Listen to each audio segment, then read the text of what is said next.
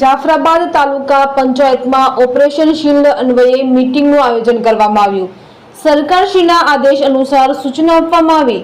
Operation સિંદૂર બાદ નાગરિકોને સચેત તેમજ જ્ઞાત કરવાના ઉદ્દેશ્ય સાથે તકેદારીના ભાગરૂપે ઓપરેશન શિલ્ડ દ્વારા મીટિંગનું આયોજન કરવામાં આવ્યું।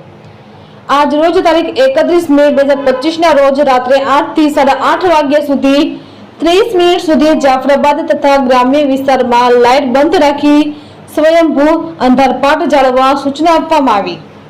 બ્લેકઆઉટ એક્સરસાઇઝ યોજી નાગરિકોને જાગૃત તેમજ ઓપરેશન શિલ્ડ અને તેમના મહત્વ અને જરૂરિયાત બાબતે લોકોને માહિતગાર કરવા સૂચના આપવામાં આવી।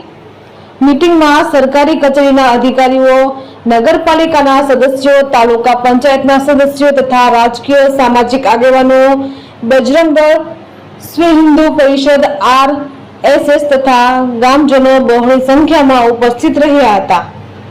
રિપોર્ટર જિગ્નેશ બારૈયા, જાફરાબાદ।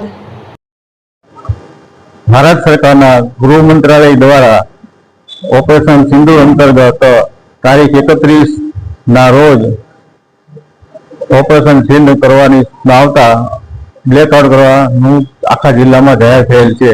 તે અન્વયે જાફરાબાદ તાલુકામાં રાત્રિના 8 કલાકથી સાંજના 8:30 કલાક સુધીનું બ્લેકઆઉટ જાહેર કરે છે।